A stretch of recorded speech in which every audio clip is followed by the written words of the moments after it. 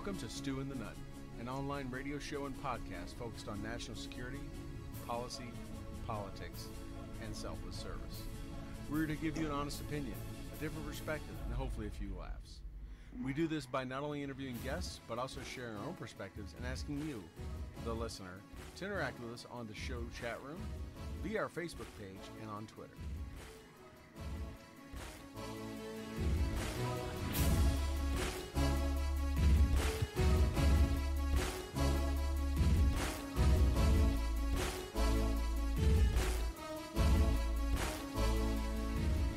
We would like to thank those who make this show possible and allow us to bring it to you. Our sponsors like Enlisted 9 Fight Company and Road Armor, Warrior Media Solutions, Boohammer.com, and a host of other great companies like Gear for Grunts, Sheepdog Response, Mighty Oaks Warrior Foundation, Pinups for Vets, great groups, nonprofits, and those that support us. Welcome, everyone, to another episode of Stu and the Nunn, a special episode tonight. Isn't that right, Toby? We are episode 150. 150. And yeah, in fact, we skipped last week, so this could be 150. And, we did. We're giving it the Ford. It's the Lariat. You're getting it right now with leather, maybe even King Ranch style. Look at that. Except it's not King Ranch. Because instead of King Ranch casserole, the poutine. Oh, I got some Canadian love up in the house in the southern studio there. Some poutine down in Tejas. Not sure how good it's going to be, but I'm sure our lovely Canadian techs in there will let us know. Does it cut the mustard? Does it cut the cheese curd? It does have the curd. It does have the curd. It's got the brown gravy. It's got the brown gravy. It's got the curd. But for a little Texas flair, it's also got some diced pickled jalapeno up in there just to give it a little extra. It's like, but it's going to be on this episode because we are at 150. That's 150 times that you and I have talked to each other on the interwebs. On just this show, not before. On just this show. Right. Where, like it wasn't You Served, it wasn't Top Talk. It was like the Stew. Yeah, the Nunn. That's right. Hey, I don't want to cut in on your opening, but yeah, Travis, we're talking about all kind of stuff tonight. Breaking news, just coming across my high-speed Dick Tracy Apple Watch. The House just approved a spending bill with $5.7 billion attached for the border wall. So the House just approved it to avoid the shutdown. 5.7 billion with a B's to for the border wall. So bees. Yeah. So, anyways, just breaking news. We got a lot to cover tonight. I didn't mean to cut Toby off. That was just coming across. There's for our It's been a big news day, bro. It's been a big news day. I'm glad they. I'm wondering if the administration, everything is just in sync with our show. There wasn't a lot of big news last Thursday. We Bless didn't. their hearts. Yeah, we didn't have a show, but they were like, "Hey, let's wait until Stu and the Nunn's back on, and hey, let's give them something to talk about." And boy, did we ever for today. There is knife hands. So let's get started. Chaos now. Wearing my Moab shirt in honor. I thought that was fitting for the big news today. As you notice too, I've also, for those watching, I've got a nice little graphic in the background. Changed our image for Christmas. Young soldier there rocking the 240 Bravo, smoking some Hodges there. Who knows? But he has his first aid pack on, so he's following SOP. He's got his IFAC, but he's also rocking an M145, so he's got good optic on the enemy. Yep. And he's got that laser PQ2 ready to nail him down because we own the night. You cannot hide. You cannot hide from the 240 Bravo. Kicking up the dust on the Hesco. So, yeah, we got him in the background. It's like blowing. You can see the links coming out. Yeah. That's not training rounds. Nope. That's 100% ball going down range. What you don't see at the other end of the shot is someone dying. Yeah, the pink mist. Which right? That's the discrimination between naughty or nice right there. He's like, in war, Santa's like, oh, you were good? You get the beef or you get the pork rib MRE. Ooh. Oh, you were bad? Or I got some all for you. The make it a spaghetti with a hot sauce and a jalapeno cheese spread. That's no, you get the jalapeno. Anytime that's you get the jalapeno, you're like, that's a Christmas I'm gift. on that nice list. Yeah. But anyways, yeah. So I'm wearing my red Santa hat in honor of Christmas coming up, and our soldier in the background, and you know what? For all the soldiers, airmen, Marines, sailors, all over and everyone else all over the world that are not going to be home for this Christmas. Like you and I haven't been before, like Travis hasn't been, and probably many of our listeners and watchers that are spending this Christmas overseas, maybe in a war zone, maybe not. But you know, I can tell you this: if they're not with their family, if they're on a hardship tour, or maybe they're on a short tour where they don't bring families. I can tell you, for the most part, at least from my perspective, Toby, on about yours, it was kind of just another day. Without family, it just didn't have the meaning, right? It was just another day. Yeah, you know, when I was a leader, you know, I tried to make something out of it, just to kind of acknowledge it. Right. But the reality is, one of the best, you know, days. One of my favorite memories, and you know, everyone's gonna laugh at me right now. Brad Kelly and I were he was a platoon sergeant, I was a weapons squad leader, so I was in charge of those 240 Bravos that you're watching on our graphic right now. We did this really cool raid on a school complex near Samarra, Iraq in 2003, and we get done, and you know, we didn't have base camp. We didn't belong to anyone's battle space. We were just doing hunter killer stuff, and you know, one of the really neat things that happened is they're like, hey, you guys can go to this base called Pace Setter, which was like a field artillery base on this old Iraqi Air Force airfield. And they set up these showers for us. And these showers were like 2x4 plywood structure, gravity-fed tanks up above on this 2x4 platform. And we had to climb up and break the ice, you know, like on the water tank. You know, it's just – and so we break the ice, and we tell the guys to take showers. And, you know, like we yell at them, you know, because they're like they don't want to take showers in the freezing water. And, you know, we're calling them names and, you know, challenging their manhood. And then, you know, like leaders eat last, leaders also shower last. And we were showering, and yeah, no, like that was some glacier cold water. That was a polar bear. That was a polar bear swim. It was, right, and I might have been emotionally unprepared for it. And one of the greatest standoffs in my life was standing under that water, staring at Brad Kelly. Staring at him, huh? Yeah, no, staring, not longingly, but wantingly, because I was like, who is going to get out from underneath this water first? And I'm like, I'm Canadian. Like, I will die under this water. Like, I had the resolve. But it was a little bit of a little bravado there, a little shrunken bravado, if you would. No, like I was in the pool, like I was in the shower. Like, it was probably the best shower I ever took in my life. It'd been probably a month before since we'd taken one.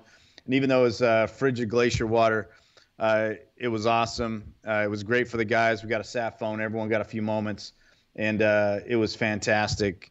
You know, so like it's great to see guys, you know, kind of enjoying the holidays. Obviously now with chow halls and, you know, the accoutrements that are coming with fobs, it's great.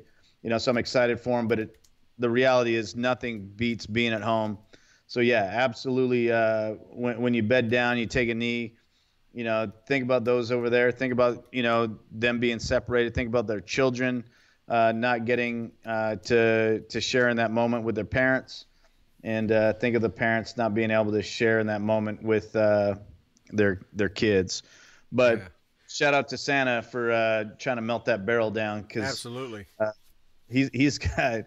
I'm looking at that, you know, like, and of course, you know, the NCO is coming out at me because I was like, I don't like the way he's got them links wrapped around his neck. It looks like it's kinking the. I'm all being critical. Yeah, he was smoking it on Christmas, and hats off to him for being dressed up for the occasion, just knowing they probably were going to get messed with on that day. You know, it's great. We have a lot of. I have some guys that I was deployed with. David Lukeman in there. We see Kaiser. We see Travis Lee Cox. All kind of folks. Yeah, big. A lot of folks that have experienced that holiday away and know that feeling, and probably all wish we all had Santa outfits if we ever had gotten to a tick. That would have been. That would have been. Imagine rolling into a village or jumping out of the Hummer or the MRAP or whatever you're in your time, and it's like everyone coming out like one of those Santa pub crawls, but everyone coming out of like the vehicle in a freaking Santa outfit. Man, I think the enemy just would have ran. You know, I think they just would have been like, you know, it's like you see that video where the guy's like people trying to pick fights with him. He just starts stripping. He starts taking off all of his clothes, you know, and the people just run away. Imagine vehicle rolls up in a village, everyone pops out, racked and stacked, got their chest rigs on, and just busting through town in Santa outfits. I think that would have been a way to reach the people. I think that would have asking, hey, do we got business? Anyway, so we gotta don't kick up the gravel. Stay at the end of the property. Don't come on the property. Yeah. Stay in the lane. That's right. Stay at the end of the lane. What a great show. Oh, we can talk about that later on, but I do want to talk about that at the end because I want to cue people in on a phenomenal show. That's probably one of the greatest hidden treasures. Yes. Yeah. I've been enjoying it for a while. We'll talk about it in a little bit. So right now, though, we want to talk about Chaos knife hands. Yeah. So back to the knife hand. I got a text from, one of the guys I respect most in life. One of the guys that, while the military is not his realm, he's, got a wonderful curiosity about it.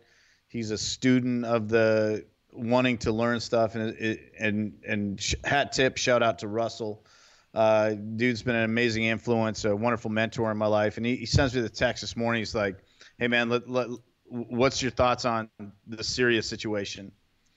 And, and I was kind of like, well, and I shared my thoughts, and my thoughts at the time were I didn't think it was wise to do a mass pull. However, under the circumstances, we're not technically at war.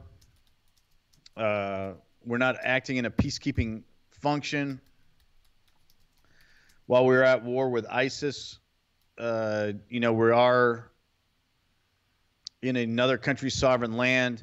There's implications because, the allying of the regime that's in power that technically owns that land is partnered and allied with Russia, so there's a lot of implications, but, we have strategic interest in terms of the battle with ISIS, and so it's like, it's kind of an interesting thing.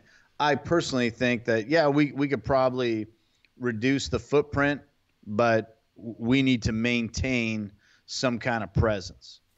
And I think, not that I'm like a smart, wise man, but I think that Chaos, the warrior monk, understands that you can only pull security on something when you still have visual contact with it.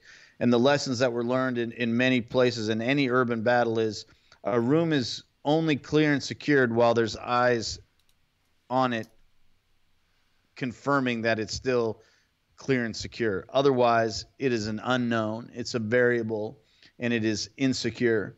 And I believe that Chaos, the warrior monk, feels that way about that country. And it appears that he probably laid down an ultimatum. And it appears that he said, we're going to do this or I'm out. This isn't like a McChrystal moment. This is not a Petraeus moment. This is like, no, I'm like the wisest military man in the country. That's why I'm in this position. I've read every book that there could be read on warfare. I'm not surprised on anything that happens on the battlefield because it's happened at some point in time in history before. And I'm saying in every ounce of my experience and moment in time where there's really only one chink in his armor, there's only one bad decision on his record ever that anyone can point to, and that's, with our friend Jason Amory. That's right. Outside of that, dude's got an impeccable record and has never been wrong. Right. You think like that? Hey, dude, I think I got something here, and I think you should listen. And it appears like, that didn't happen, and there might have been an ultimatum because the timing of what happened yesterday and this morning transpiring to what was it, 1600, which was COB Pentagon time. He was like, oh yeah, Well, I was just getting my office in order. I was making sure the Scotch bottles were like accounted for because I packed them up in the first box because I out biatches. yeah, Because that's what I got. That's what I got. yeah, when I first heard it, I thought, well, the dude's putting more than his fair share in service into our country. And then, once more news started coming, because when it came across, of course, the tweet was the first thing. The president announced it via tweet before anything else. And then once the data started coming out, then you started seeing, he made the statement in his letter that, you deserve someone with the Secretary of Defense better aligned with your way of thinking.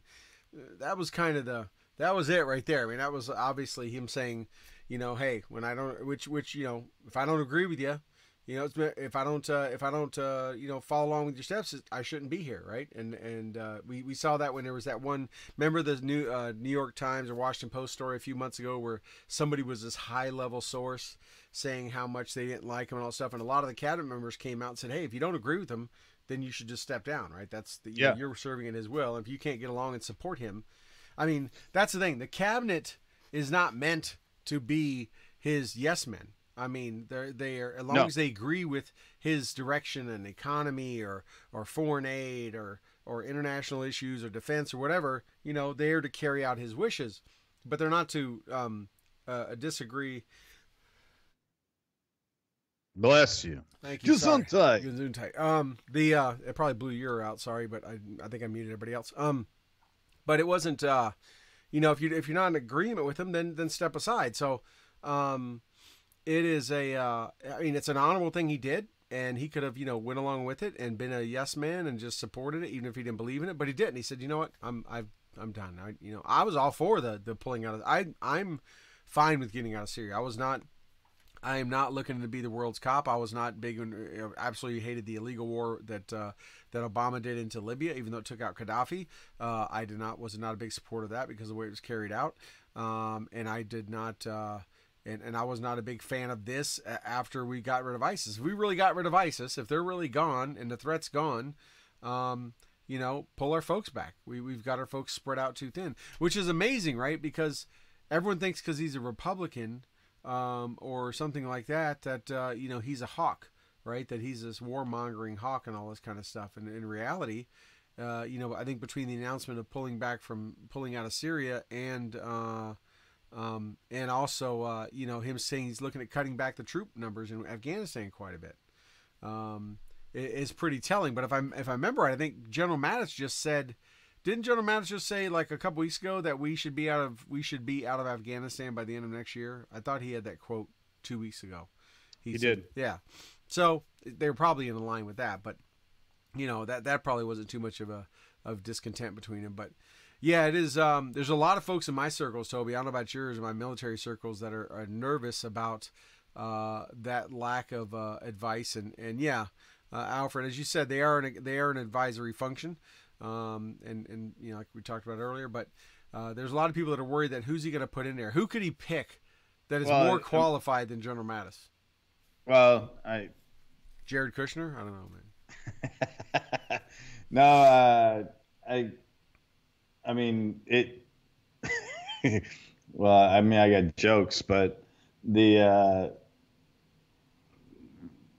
think it'll be a familiar face. If I was a betting man, Tim Kennedy. I could see Tim Kennedy as SecDef. That'd take a whole new level of knife hands. That would be like double knife hands. Yeah, no, that would be acceptable. Yeah. Yeah. No, but. I think there's guys out there that, have captured his attention. I think it'll be a familiar name.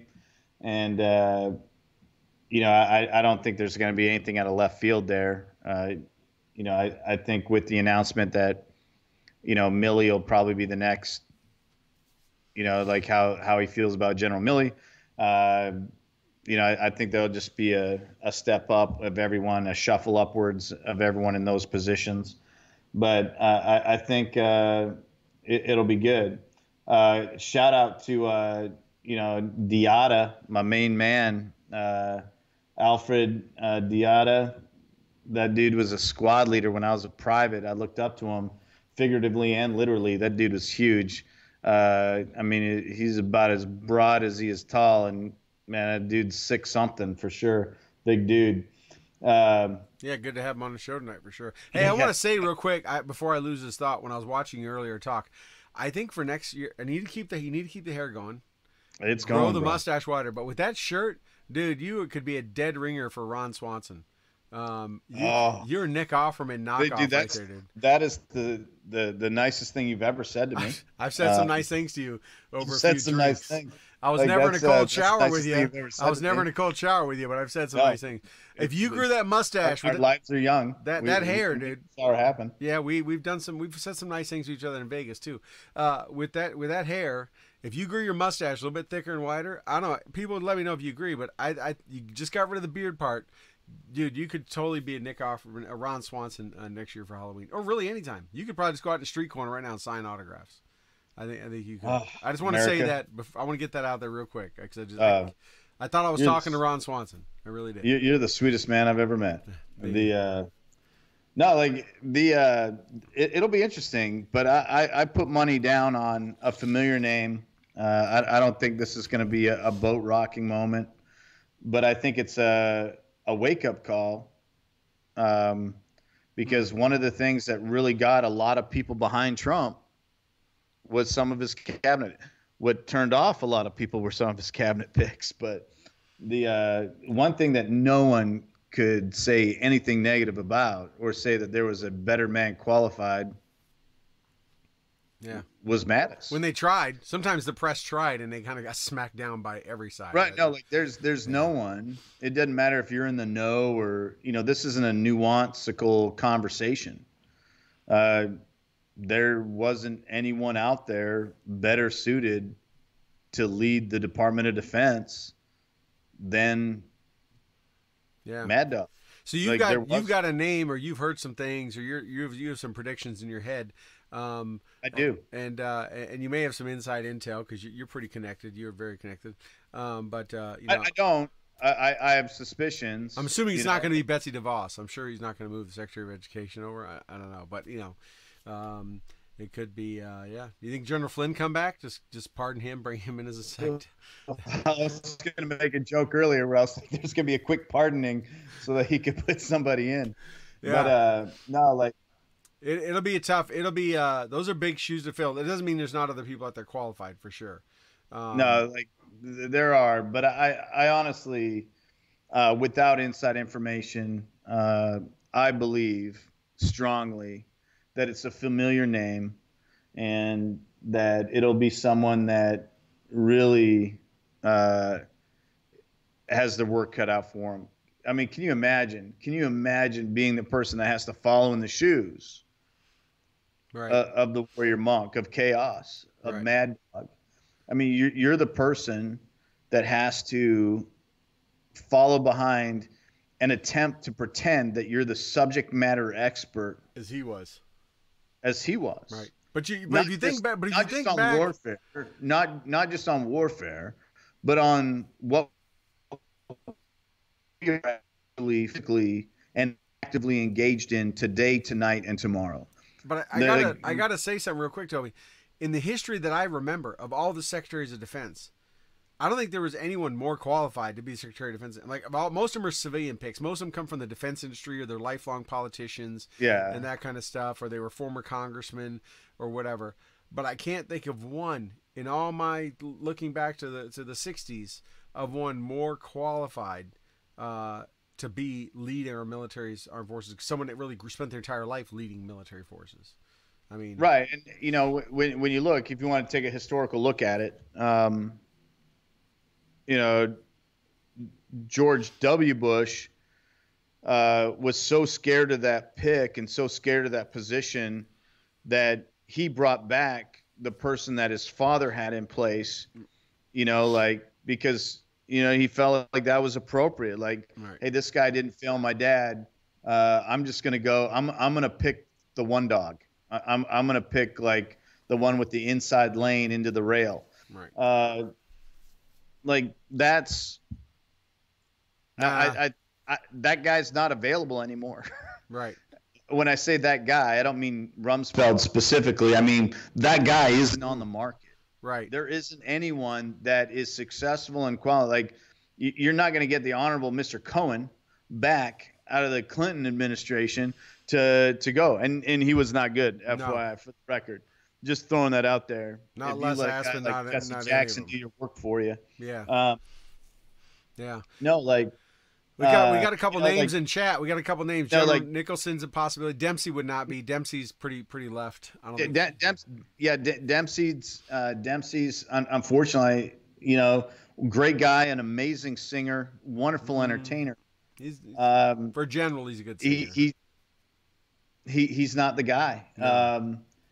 General Nicholson, you know, love him because he was the boss. You know, like he's the tomahawk. You know, so I wish it was a guy like him. I wish it was a guy like Townsend, just out of, you know, personal love. But you know, those guys, you know.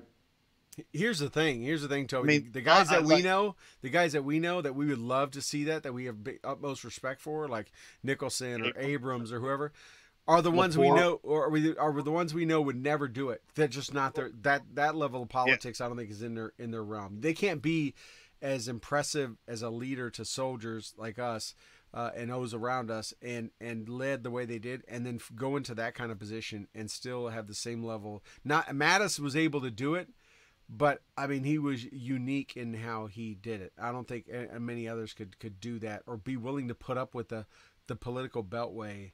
I mean, Mattis had a patience for that I think a lot of them don't have. Yeah, they're either one way or the other. They're either into that or not. Yeah, no, but I mean, you know, we have people like Rob, you know, is throwing some names out there, you know, like talking about, you know, McChrystal, you know. The dude has the understanding, he has the background, he has the chops, he has the experience in the theaters that we're currently dealing in. But, you know, like I said, you know, you are dealing with a strange political dynamic. His response to the political dynamic with the previous administration was like, oh, you don't like what I say? You don't like how I approach Congress? No problem. I'm going to dime you out in a magazine. And let me make sure that reporter's with me in a bar getting drunk while I do it. Like I don't know. Like some of these guys are like they're tainted property. They're damaged goods. But I believe it's going to be a familiar name and someone like that. You know, like Toby knows something. You've heard it here first. I believe like guys. Not saying it's McChrystal, but guys like that are appealing. And the reason they're appealing is they have a reach, they have a love. We need a Patton-esque MacArthur-type person to fill the role of Mattis. Mattis, you know, like MacArthur, you know, was famous in his day. Patton was famous in his day. You know, these guys, like, they had these moments of time where they were, like, celebritized and just loved like others. Mattis took that to a different level, and he took it on a different number level, and he took it to a different place militarily. You know, having the moniker Supreme Allied Commander is cool. Being the Department of Defense on a two-front war is a little different. Yeah. So I believe, without a doubt, the person's going to have the chops. They're going to have the cred of a name like that. Who exactly it's going to be, I think it would be entertaining. I have three names in my mind that I think they could sell. I think they could sell to Congress because, again, this is an appointment, and you know it's got to make it through, and it's got to make it through a House that, you know, is no longer a Senate that's no longer predominantly Republican. Actually, no, it's going to be more Republican, right? We picked up a couple seats in the Senate, so we're going to have a little bit more. But you got to have.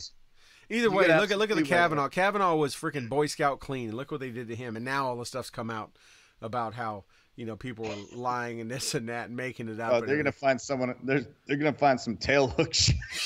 Yeah, they could pick the Supreme Chaplain. There was this one time in South America. Yeah. Exactly.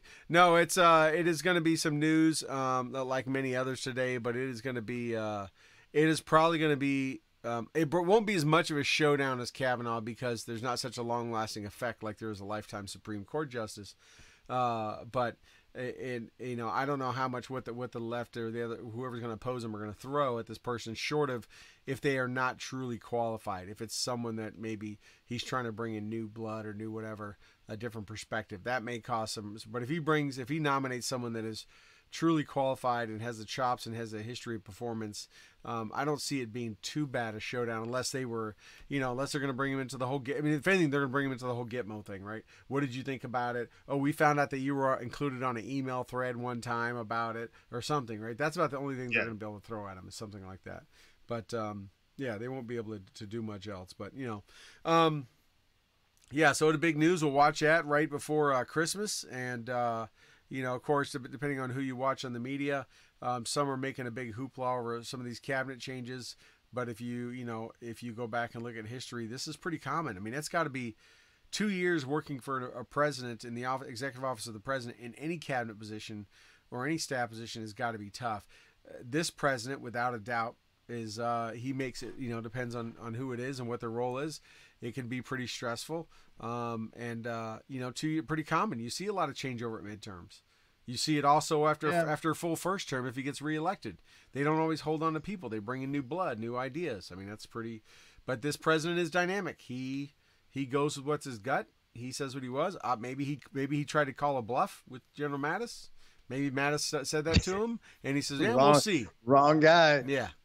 Wrong guy. Like, this isn't like the World Series of Poker. Well, remember when he was came in 2016, there was a lot of generals he was picking, right? It was McMaster, Mattis. Remember at one point, I forget, right? There was a number of Kelly, McManus, Mattis, and they were all, then everyone was freaking out about too many generals in the administration, and it's gonna be too militaristic and this and that, whatever, and but they are strong leaders with that are used to being at the top of the chain, and they stood by their morals or values or beliefs, and not some are on their way out, but it's time to go. It's also interesting you just mentioned Kelly's name. I didn't think about that. This is kind of tying pretty close to that. Like I said. Am I onto something here? It's gonna be a familiar name. You tipped your card when you said that. No, well, I don't know. I said there's 3 guys. Yeah. I said there's 3 guys, and I said they're all familiar names. McMaster, Dunford, and Kelly. Definitely, I would skip over him. Yeah. I mean, he's solid, but I have 3 names. Tom Cotton's a good. Yep, Tom Cotton is a possibility. I saw that in the chat. But no, I wish it was a guy, but there's no way that we're gonna go from, no disrespect, as an enlisted guy, you being an enlisted guy, there's no way that we're gonna go from, a enlisted or company level, not even field grade, even if it was a field grade level, someone with experience, to the SecDef. I mean, you can have that at state levels where the adjutant general is appointed by the governor, where you have guys going from enlisted ranks to 2 stars, E4 1 to star. 2-star like that. Yeah. You don't think I got a hat in the ring here? You don't think my phone can ring any second and the big man calls on me, tells me my time on deck to come up? Well, dang, I thought I was be it. I mean, I'd probably have to leave the show, but I'd give great interviews. No. Just do the show from my office in the 5-sided Puzzle Palace. There we go.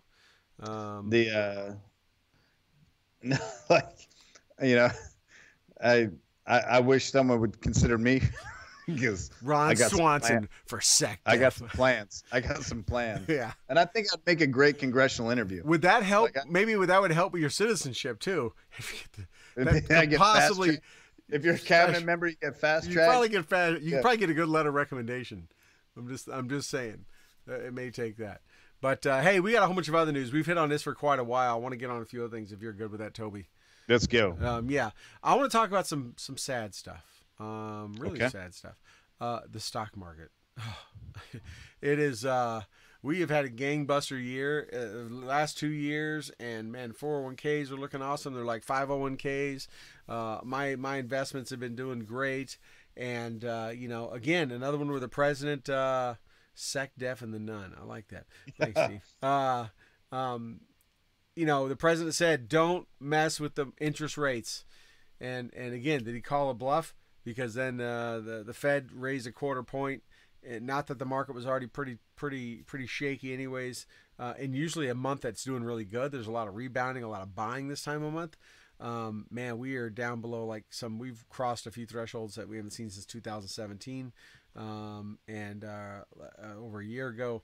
But it's been tough. This is not the month you want to have that kind of stuff going on. This is the month when you're looking at it going, I'm getting set pretty well.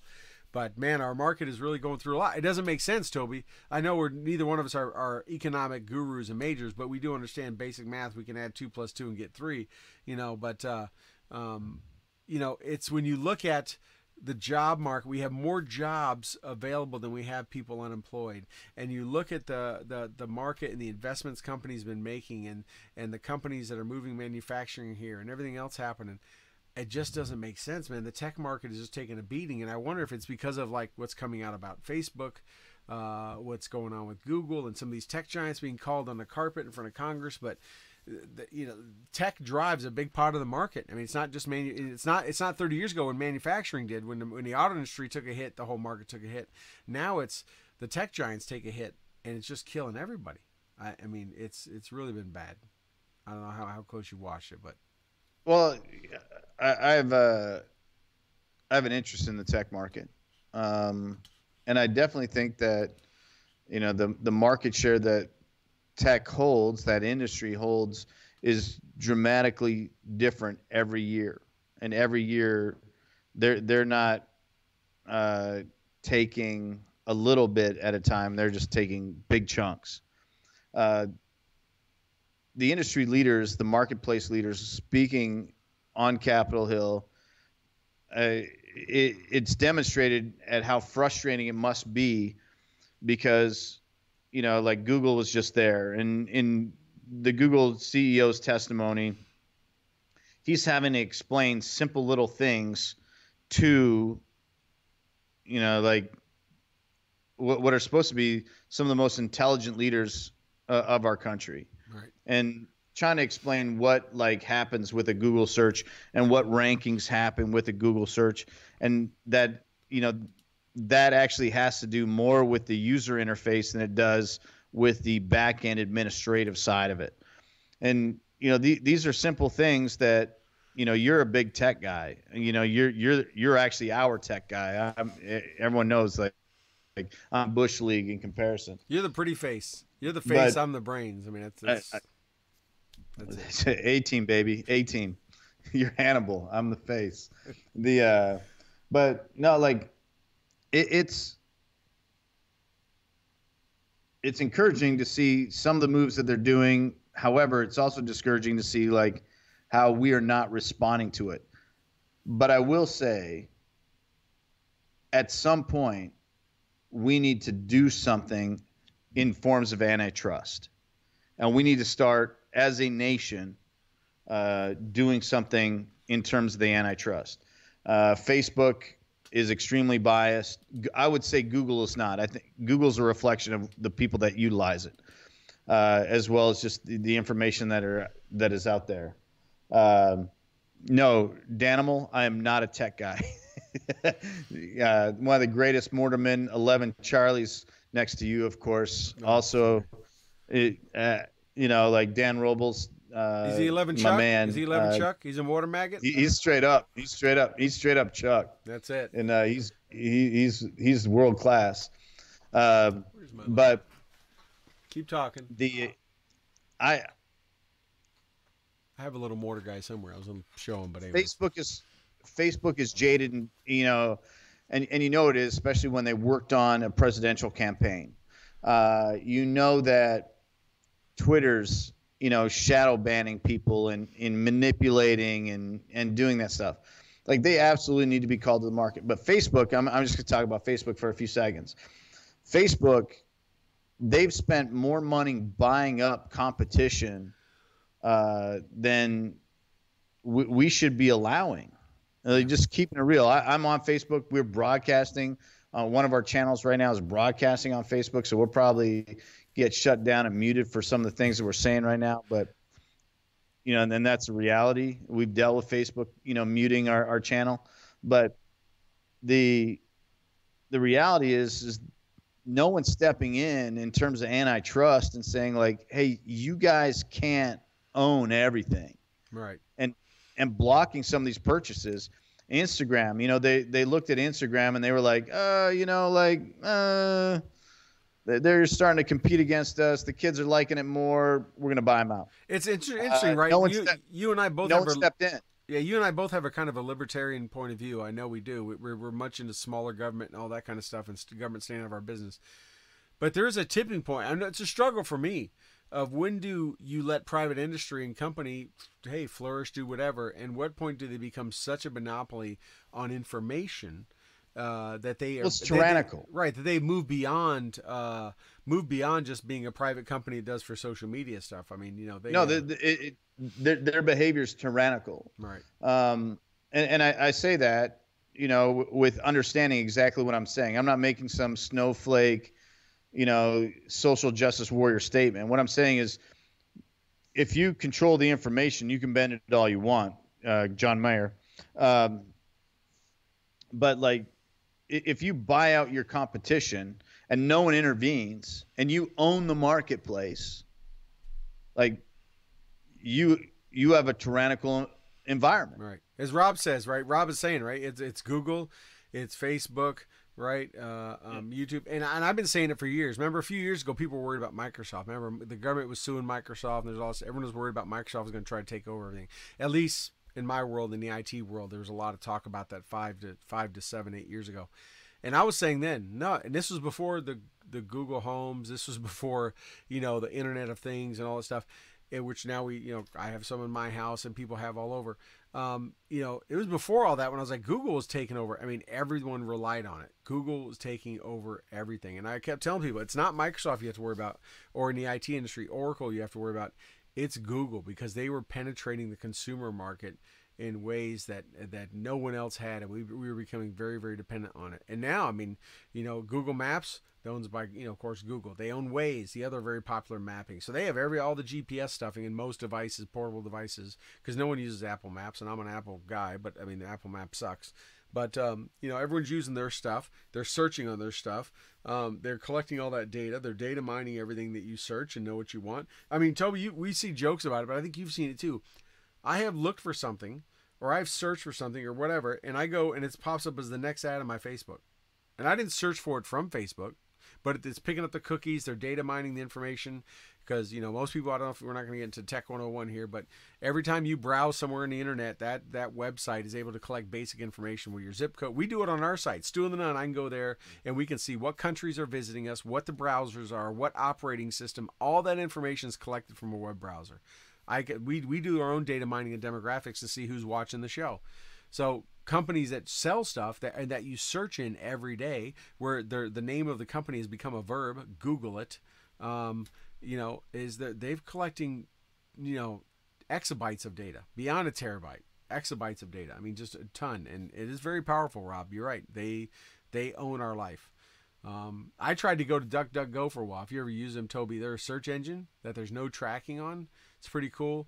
It's called DuckDuckGo, but it wasn't as convenient as Google. I used it for about a month and I didn't get the results. I liked the convenience that Google gave me. Yeah. It tailored stuff to me. I'm a victim of I'm right in there with everyone else. But yeah, the market has taken a hit for sure. And like I said, over the last year, we've done so well. And speaking of which, I like to talk a little bit about the last year, if you'd be good for that. It's been a heck of a year, and that's kind of what we meant for this show. We were going to have a guest, and we decided that, it's our 150th. We canceled last week so we could do the 150th together. It's our last show of 2018. A year ago this time, we couldn't imagine what this year was going to bring. We couldn't, we were just recovering or just dealing with the shooting in Las Vegas at the iHeartRadio Festival. Yeah. Was fresh on our minds. We were literally this time last year still asking questions. Who is this dude? How did he cover his tracks and all that stuff? And even a year later, we don't know. But, we had no idea what we were walking into with it. Yet another year of this administration and what he was going to battle and what world events were going to bring to us. But as we look back at this year, is there anything, Toby, in your mind that really stands out positively or negatively that you would see as one of the top things of this year that we've had to deal with or just watched happen or anything? Well, I again, and I don't mean to beat a dead horse, but I think one of the most impactful things that's happened in our lifetime happened this year, and that was the relationship and dynamic shift between the Western world and North Korea. And I would be remiss. I'd be remiss if I didn't share in this moment and say that of all things, and I live in a tremendously blessed life. I have some of the greatest partners, Cody, Brad, Travis, Russell, all these guys that I have, you obviously in my life, Steve, I'm one of the most blessed lives. And I would be remiss if I didn't say that one of the greatest things that's happened in our lifetime outside and on top of the war on terror is the dynamic shift in the relationship between the entire Western world and North Korea.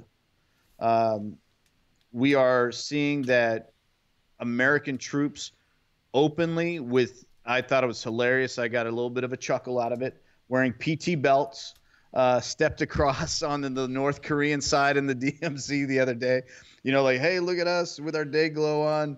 When I think about the times I was in Korea and, the times that I spent in the demilitarized zone, we were not trying to be as high profile as that. But, like what an accomplishment for humanity. What an accomplishment, for global peace. And like we have to give it more than a 15-second news cycle. We have to give it more than that. It deserves more than that. And I would say that's number one. Yeah.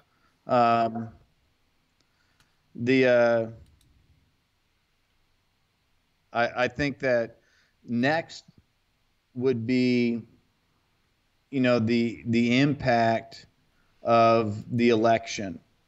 And the reason I say the impact of the election is I think positively and negatively, we learned a lot about ourselves. We learned a lot about ourselves as a nation. We learned a lot about ourselves in terms of what we were willing to do in terms of personal character and positioning and what was important to us. And we answered that in a very positive way about the election, regardless of who you were going for, what side you were going for. You focused on the candidate specifically versus the party and the administration. And I think that was a big step. Now, I think some people definitely were like party voting. Mm-hmm. But I think when you look at it from a national level, 30,000 feet, and you're looking down, you saw that the nation looked at people individually on some things.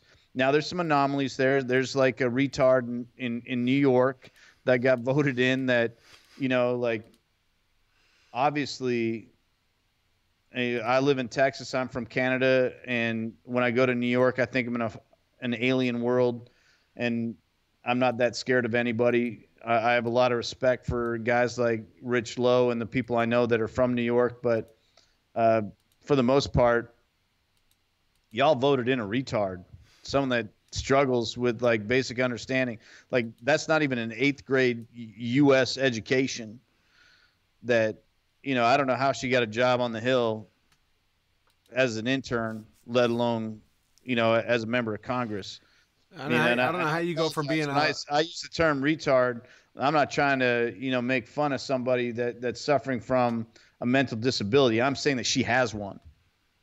There's no way that you can operate on Earth, and she's a rock star.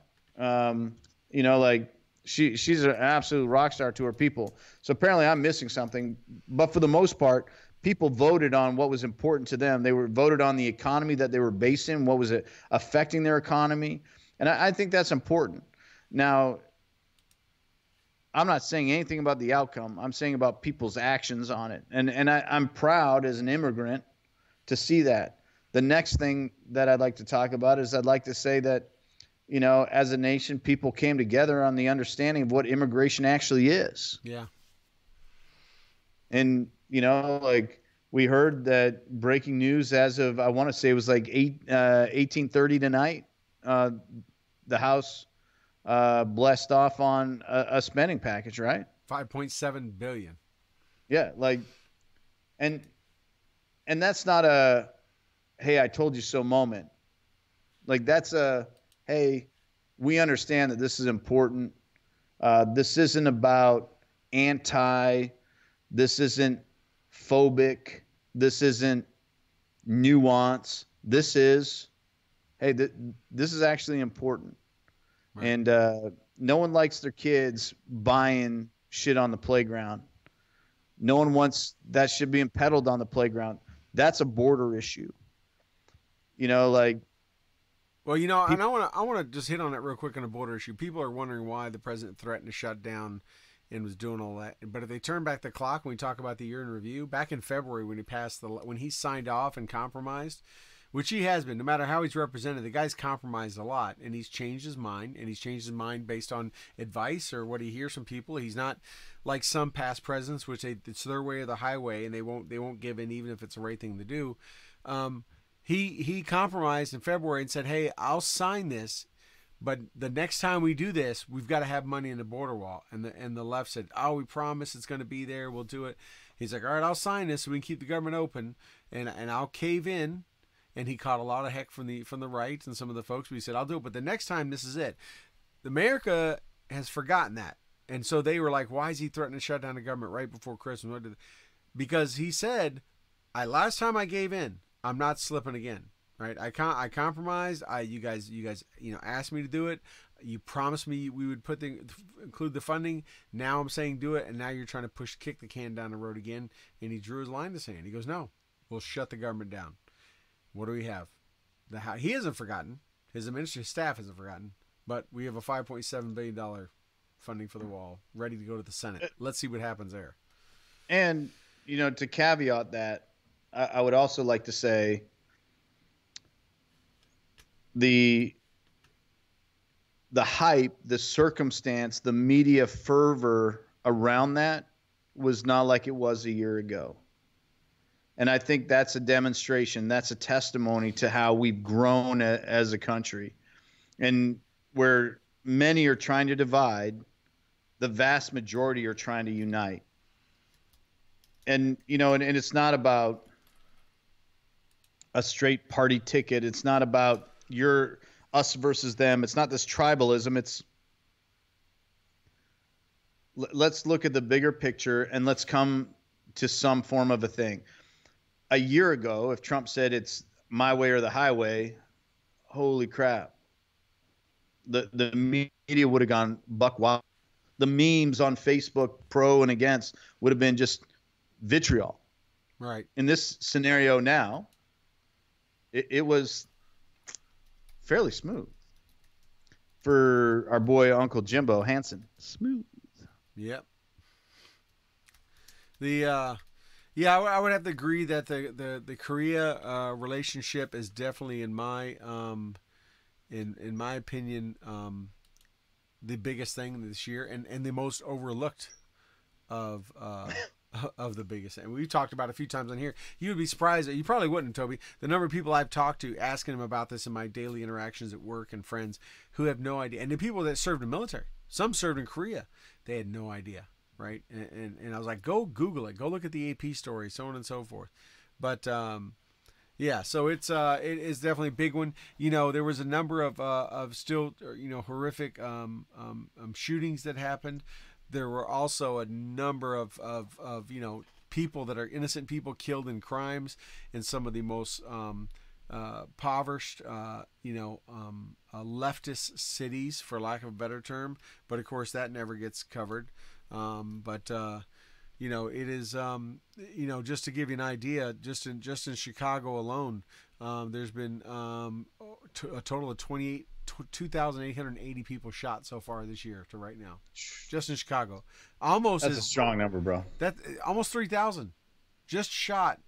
Close, not too far off of, and the year ain't over, of how many were killed in the attacks on 9/11. Were just shot in that city alone, right? Just shot. 486 have been killed, shot and killed. Total homicides 576 in that city. But then you could throw in Baltimore, Detroit, Los Angeles. Atlanta, and to me, that's the second biggest story that is overlooked. The second biggest thing, the number of people that are dying through horrific acts like that across our country, not just in those big cities, but those big cities have a populace that concentrates it, that are being killed, and that just doesn't get covered at all, And I think if people would just open their eyes up more to that, but it doesn't get any better. And the reason you don't hear about it is because it doesn't support the narrative that a lot of media outlets want to carry. And it does, and there's definitely a media bias, and I was listening to a wonderful the Joe Rogan Experience last week, and talking about the media bias, and we're not going to change that, and it's unfortunate. If you listen to Fox, you're getting one message, not always accurate, but definitely one-sided. Yep. If you listen to MSNBC, CNN, everybody else pretty much is fairly left-leaning. But the reality is like in the middle, there's good things happening. We're just not hearing about it.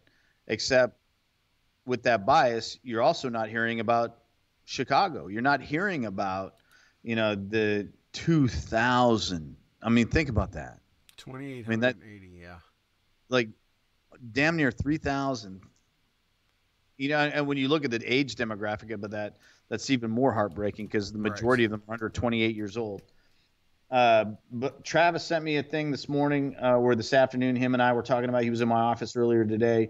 Eric has brought it up, and that's talking about Colfidge, this triple amputee out of the Air Force that started GoFundMe. Yeah. To build the wall, and didn't come up with a small number. It's it went a little Facebook network for good. Hey, let me raise a couple hundred for the nonprofit I like to support. I think they're in the 4 million range now. Yeah. It already crested at 4 million. Over 4 million, yeah. So I don't mean to rewind and kind of circle back, but that's the American people speaking not with the ballot box, with their dollars. Yeah. Which is a lot harder to speak with them, but it's easy to it's easy to go vote. It's a lot harder in a Christmas time to pull something out of your wallet. It's a strong statement. In a very short period of time, and I think, no disrespect, I'll get hate mail tomorrow. I don't care. I'll get it later tonight. But, a triple amputee is going to get money. He could say that, he wants a tree hugging organization out of Oregon to, be able to hold ceremonies on the South Pole, and, someone help him raise money for it. But the reality is that that's not $4 million. Right.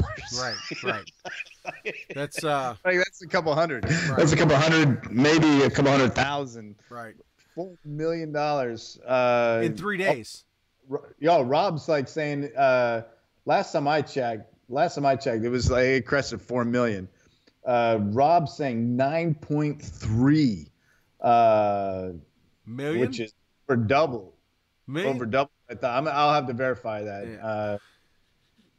Yeah. I'll look that up right now. I'll have to pull up the GoFundMe, because I was looking at it earlier and it was only at 4 million. That's huge. That's crazy. Yeah, it's it is 9.3. It is 9.3 million in 3 days from 153,000 people. So, it is 9.3 of $1 billion goal. Right? I can build a lot of wall. Well, what's the actual budget, right? The budget for the wall was under $5 billion. Is $5 billion. This dude's $5 billion. about raised this guy's about raised a fifth of it. Yeah, no, like he's knocking the door at 20%. Right. So, and I'm looking at some of these donations. These donations, right? 25, 10, 100, 120, 80, Dude, that's 100, a lot 50. of people throwing Starbucks money at it. Dude, that's the last 10. I mean, because really, like like think about it. That's people throwing Starbucks money at it, right? Like that's the 100's a lot of Starbucks. 100's a lot of Starbucks, but 100. That's not a lot of Starbucks. No, well, I guess if you get them fancy drinks, you get a Starbucks. I don't know. What's $100 Starbucks a week? Yeah, it depends on what you drink. But so only 100. So here's an interesting thing, though. Only 153,000 people out of the billions we have, 153,699 have contributed $9.3 million. Right? He's working his way up there. I know he's not quite a fifth, but it's in 150,000 like it. So that is crowdsourcing or grassroots like you've never heard it. I mean, that's better than Range 15. Ooh, oh, okay. Oh, that was out loud. That was out loud. That was out loud. I mean, a politician would salivate. They would do whatever needed if they could raise that kind of money in 3 days for their campaign. Especially a congressman. Yes. Or woman, congressperson, a member of Congress, member of the House, like that's got to be reelected every couple of years. They'd be like, "I'm missing this." Yeah, I need to build a wall around my city. Yeah, that's pretty amazing. The real quick, I want to give you pitter patter, pitter patter, pitter patter. The I want to just real quick to give you some stats. I want to go back a little bit. 2016, 4,380 shot in Chicago. 4,380. 2017, we are 3,561. So it dropped. That's good. It dropped 3,561. Almost in half. Yep. And now we're at 2,880. But we have a few days. We have 10 days, 11 days left in the year. We're at 2,880. So that's a 40% drop. Yeah. Man, 2 years. That's substantial. That is just a shot. It's not all the other who was actually killed. They could have been bad shots or whatever. I don't know, but yeah. If I was a politician in Chicago, I'd be claiming that statistic and saying whatever program I had was causing it to go down. Yeah, but and that's Ron Emanuel right now going like, "Well, I've changed the world right now." Right, yeah. That's for my boy Matt Burden. That's it. Yeah, if you want to know, if you're like, hey Troy, how do you come up with these stats? How are you such a stat wizard? Well, I call it. Check it. It's called a website. 11 Charlie. That's why. No, it's called a website called HeyJackass.com. It was created while the President Obama was in office, and he never would talk about Chicago. So someone went out and created HeyJackass.com, and they are running stats every day, and they track it by shot placement, the deadliest hoods, police shooting. Really? Oh yeah, it is a full blown site. They track headshots? They track headshot, leg shot, cause of deaths. There was 169 killed were headshots, 82 wounded. They track everything. Which ones were self-defense? Which ones were, the whole shooting match. They track every year. So if, HeyJackass.com is pretty much focused on Chicago because it's one of the worst neighborhoods, if not the worst city for crime in our country. But, no, I'm sorry. We were just digressing all over. But back to the GoFundMe thing. That is pretty phenomenal.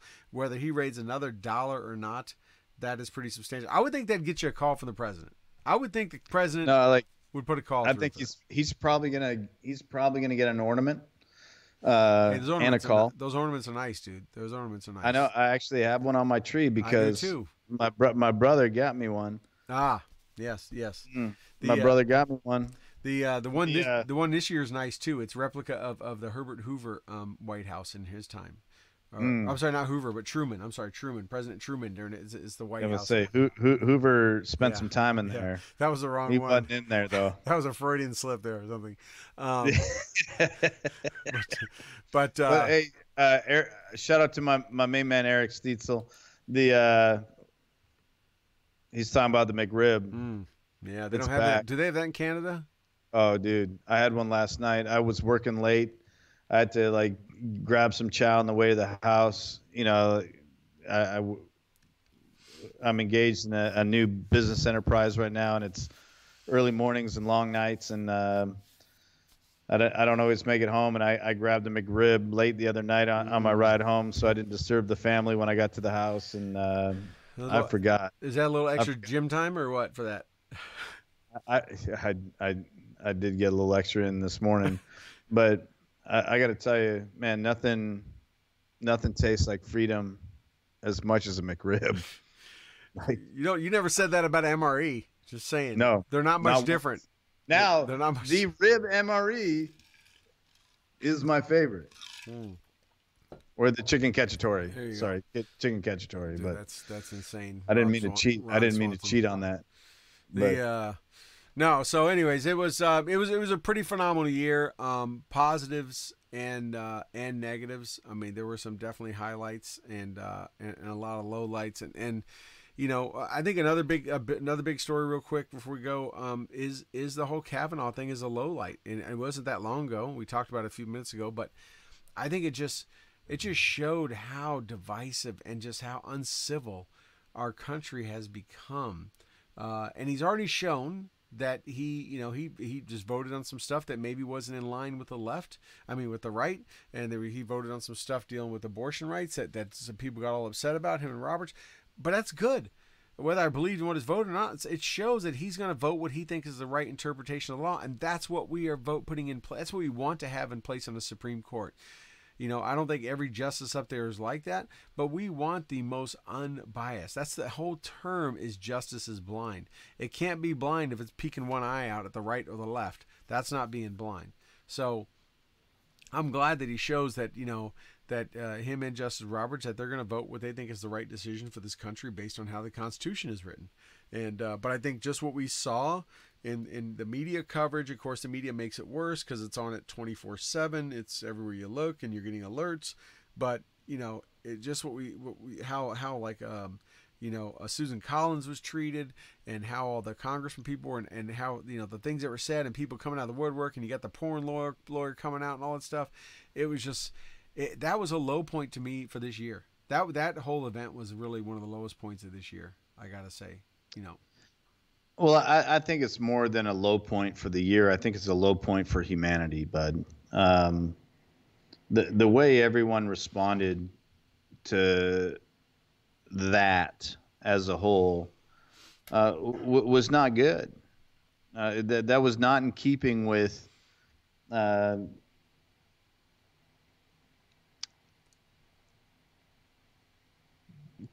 To chastise somebody for something that they'd done in their past, unsubstantiated, is just in bad form. It's not fair play. It's in bad form. There's no doubt that something horrible happened to that doctor at some point in time in her life. To drag somebody through the mud and to do all that they did with the guy had an exemplary record, that's just bad form. And when it brings out this us versus them and this, let's turn this into some tribal, and it really became this horrible battle of the sexes. Yeah. Where it didn't matter where you were. You could be at your dining room table, or you could be at the local pub. You could be at the local meeting of insert any club that you're a member of, PTA through Booster to whatever. You became this or that. And it basically said that all of mankind were horrible rapists and all of womankind were victims. And I don't think that's positive for our children. I have two amazing daughters. They are not victims. Because they're born female, they are not victims. Right. This isn't China. They're strong, independent, amazing creatures. God's children that are doing amazing things. One's a varsity volleyball player. One's probably gonna rule the world. She's a badass, and I'm fearful of her. And like that is not who we are as people. Right. That's not how we were raised, and it's not. And it's like to be forced to feel like you were something other than that, that's absolutely a low point. But that's just not a low point for the year. That's a low point. That's rock bottom for a society. And I think we need to identify the fact that no matter who you are, what you believe, and what side you were on, nobody won there. Yeah. Nobody. And if you're in public service and you want to be in public service and you want to do something good for society, no matter what level, after the conduct of what happened in the Kavanaugh scenario hearings, like how can you joyfully enter into service? You know, because you are going to be a scumbag. Right. And regardless of sex, regardless of gender, and regardless of how you want to serve, like you're going to be a scumbag. And like, that's not good. Like we need to promote service. Right. Like we need to promote civil service and giving back to your community and giving back to your nation or giving back to your state or whatever it is. Yeah. You shouldn't be afraid of it. You know, because you're going to be bastardized because somebody with a megaphone doesn't like you, something about you, even though they don't know you, right? It's not worth the scratch, right? Why would you want to go through all that when it's like you could stay in private sector and make a whole bunch more money? You could stay in private sector and not have your name and your family dragged through the mud, or have your children be embarrassed, or you have to answer questions to them, or just explain to them that what they're hearing from everywhere is wrong. I mean, people, they don't even want to do it. Then what are you going to get? The C team, the D team? What's going to step up? What's going to be willing to step up and go through that? You know? And that's that's the sad part. Yeah. Like, you know, we always if anyone's ever heard me speak publicly, you know, they hear me say this reference because it's a part of my testimony. It's part of my belief. And it's a reference to Robert Heinlein's book, Starship Troopers. And that's about the power of citizenship and the power of, you know, not being born into something, but earning something. And society is about that social contract. That's why I stayed in America, the social contract. And the Kavanaugh hearings, the Kavanaugh scenario, hoopla, whatever you want to call it, debacle, that was a letdown to the social contract for everybody. And, you know, for those that are going to say things, you know, like, oh, you're a guy, you're on his side. It's not about sides. Everybody lost. Right. Absolutely everybody lost in that scenario. There was not a winner. No one can say, oh, well, he got in, so we win. Like, no, you didn't win. Look at the cost that it put on public service. Yeah. If you were on like the anti-him side, well, you lost too, because like, you know, you guys were willing to lie and cheat and steal to try and defeat something so badly that you compromised every moral and character fabric that you had.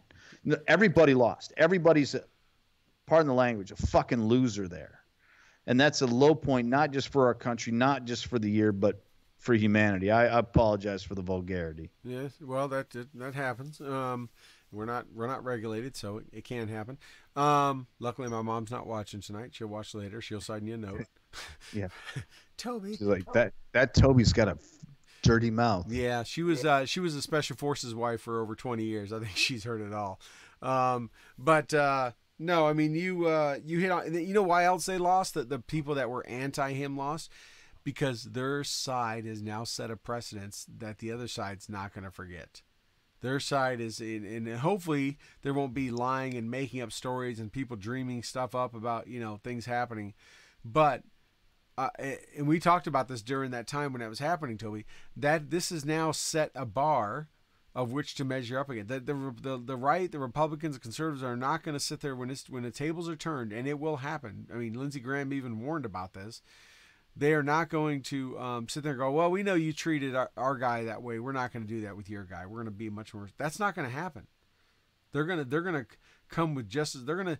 I have no doubt and mark my words, the next time a Supreme Court justice is being recommended by a Democratic president, they are probably going to spend just as much time not talking about their case load and what their history of cases and decisions being made, but they're going to do the same thing and ridicule every single part and dig into every single part of someone's personal life, every word they've ever said, every decision ever made. I mean, let's just take this to a new level, Toby. This happened from when he was in high school. What happened just a couple weeks ago? A reporter finding a tweet from a Heisman candidate for the Heisman Trophy about something he said as a 14-year-old. And now he's issuing an apology for it, which is not much different than a high school kid at 16 or 17, going to parties or whatever he was doing or whatever, when Kavanaugh was there. But now you've got a guy who's not much older, who's, again, he said something when he was 14 on Twitter. And he's had to issue a public apology, this and that, or what Kevin Hart said, right? Kevin Hart made some statement. He's a comedian. He made a joke. And, now all of a sudden he's out of hosting his dream job. He said it was hosting the Oscars, and now it's caused this. Where does it stop? I mean, is it going to be, hey, when your mom was pregnant with you, she tweeted some stuff that was really bad, and you were in her belly, so you're accountable for that? I mean, I just say this. That's some chicken shit bully. I'm so That's glad. Some chicken shit bully shit. Yeah, I'm so glad that was not around when we were growing up and young, because because. In Terrace, British Columbia, there's this place outside Skeena High School, Skeena Junior High, that was called the Alley. A lot of problems were solved in the alley. In the alley. The rest of the problems were solved on the rink. And sorry about that. Pitty patter. Pitter patter. We got business. Yeah, that's it. Stay at the end of the driveway. Don't come on the properties. Well, I'll be. I'm coming. Throw the cig out. Hey, we're going to be wrapping up here. It's 9:20, but what we're referring to is a show called Letterkenny. If you have not seen it, go on Hulu. If you don't have Hulu, just go on YouTube and Google Letterkenny, and just watch some of the highlights. It is one of the funniest shows out there. It is based in Canada. The comedy. It's not Trailer Park Boys. It's not Trailer Park Boys. It is actually. I watched a Canadian news channel. It's on YouTube. Interview and story about it. The writer, which is the main guy, Wayne, I think. It's based on a town, and he talk about the town in Canada he grew up in, outside of Ontario. That he's based off of, and some of the characters are based off people he grew up with. But he's writing. The comedic writing is phenomenal. The camera work is also just as, I mean, it's solid. Whether you're into that or not, you'll just take notice of how they cut back and forth and how it portrays this wittiness that is super fast. It is great writing, great camera work and director and everything else. But if you get a chance, go on YouTube, check out Letterkenny. It'll probably have you cracking up in the first 30 seconds. And if you got Hulu, definitely go on and watch it. It is very, very addicting. I told Toby about it the other day, like it was the first time I just learned about it, and Toby's like, dude, I'm like a subscriber to this from day one. I know all about this show. Before we leave, yes, so Letterkenny, great show. Long time fan. Army beat Navy. Joanne, I promised on the last episode that we would talk about it with reverence. So Joanne, is Joanne Dan, a Navy fan? And she was a CB. Dan was a Navy chief, and I'm trying to think who else was talking up that Navy game. Unfortunately, Navy didn't show up for much of that game, minus the last 3 minutes of the fourth quarter, which was good. Not good enough. It made it exciting. But Army won. Yeah, Army won. And you know what? I think the Navy was intimidated by those uniforms. Dude, the big red. All black. Oh. Last year was all white in a snowstorm. Very, very camouflage. This year was all black. Very intimidating. And, 3 years in a row now. The first year was a fluke, right? They're like, oh, you're lucky. Second year was like you're lucky again. I don't know what you can say now. 3 years, it's happening. Army, I don't know if they still are. They were ranked 25th. They are ranked. They were ranked at least a week ago. I don't know if they're still ranked in the top 25, but they were ranked 25th. Phenomenal season. I don't know because I don't pay attention to that. I just pay attention to that game. Yep.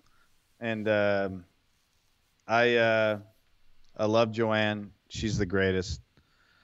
But Army won. So there we go. Yeah. Army. But yeah. Anything else? Anything else, Toby? But like I'm a big guy talking. I didn't play on the team, and we were coming out of a 15-year loss record. Hey. But man, I'm proud. Like me when I play Call of Duty against my boys, I talk smack when you can. Right? Oh, well, you got to. You got to. They'll have 15 kills to my one. I get a headshot, and I'm friggin' doing cheetah flips like the greatest things to sliced bread because my fingers just don't move as quick as theirs do, and so yeah. But anyways, hey, anything else you want to cover? We've been going almost getting up on an hour and a half. And, no, I'm good. I'm good. You got big plans for Christmas? No. We're just chilling at the house, Southern Studio. I'm so far behind. I'm ashamed. Have you got all your stuff wrapped and bought? Today was the last day or yesterday. No, tomorrow. 22nd is the last day to get Amazon 2-day Prime shipping free. Hey, so I'm so sorry. Sorry? No Christmas for you, bro. For me. Oh. I have something special for you next time you come. Which will be in January, just so you know. Yeah, no, like I'm saving money on shipping is what I'm telling you. Okay. I'm not telling anybody when because of OPSEC. Yeah. Because of OPSEC, but we will be together in January. Just to be clear. Yeah, no, I'm like so far behind, bro. Yeah. You probably can't see it. Behind me in my office is stacks of gifts. I wrapped 3 like a month ago, and I thought, I'm on it. And those 3, the only one wrapped. They don't have name tags or ribbons or nothing. They just wrapped. And I was like, I thought I was going to be ahead of the game. And I just have gifts stacked everywhere in my office.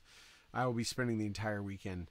Toby, I don't have any Christmas. You know me. I am the Clark Griswold of my neighborhood. My neighbors are asking me. I've had multiple. You've let the world down. Yeah, there's not a light outside my house right now. I have more lights at my house than you have. Yeah, it's ending. Which none of I've put up. There's 5 days of Christmas. I will have lights up before Christmas Eve. I won't have as many as normal. I'm not going to do 3 days worth of work just to have them up for 5 days.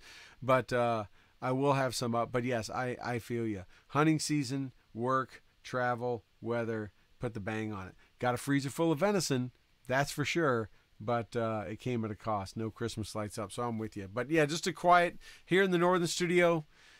Family, quiet, just here together, enjoying some time to recharge the batteries. I hope you do too, Toby. I know you've been running strong. You got some new initiatives going on. But like I do, like many of our listeners and viewers do that have served and been overseas, that at the end of the day, none of that other stuff matters. It's the ones we love and care about, the ones that when we're overseas, that's all we want to get back to. So indeed. Make sure, brother, you take some sage advice from the old First Sergeant and make sure you take some time for mama and the kids and recharge. Hashtag. That work will be there for you the next day. It'll be there after January 2. But yeah. So everyone, the same thing to you. We ask that you have a safe and wonderful Christmas and New Year, and that you really take this time to enjoy it, reflect on this last year. There's a lot of people for a lot of reasons that aren't spending this Christmas with their loved ones or aren't around here anymore for their Christmas, whether through natural or causes outside of their control or while serving our country. And, think of them. Anyone that's lost, anyone knows the first year is the toughest. All the first of everything, first birthday, first anniversary, first Christmas is tough. So keep them in your hearts and prayers.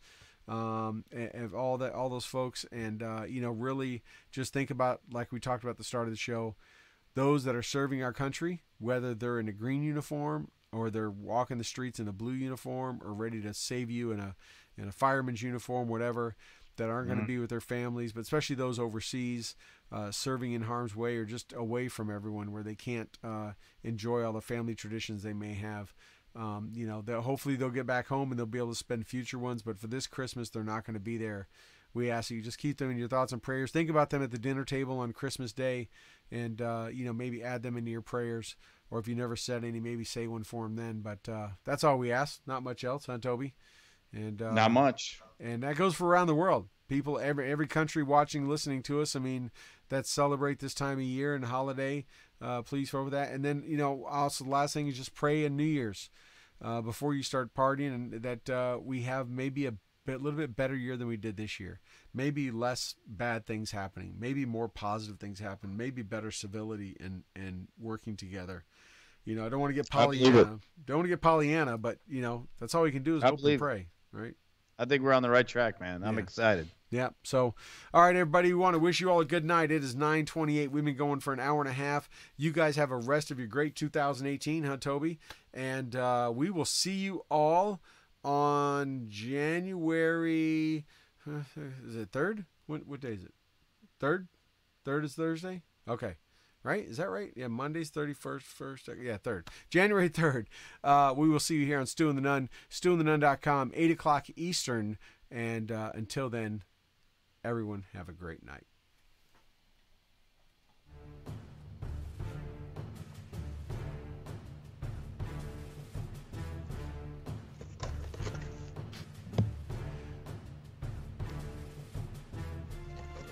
Thank you for joining us for another episode of Stu and the Nunn Radio. We hope you enjoy your time with us because we have enjoyed sharing our time with you. Be sure to check out stewandthenunn.com in addition to asking us questions and interacting with us on our Facebook page and Twitter. We look forward to seeing you next Tuesday at 8 p.m. Eastern here on Spreaker and Facebook Live. Also, we'd like to thank our sponsors, Warrior Media Solutions, BlueHammer.com, Veteran Outdoors, Graybeard Publishing, and Mighty Oaks Warrior Foundation. Don't forget to like our Facebook page and follow us on Twitter. Thank you again, and have a good night.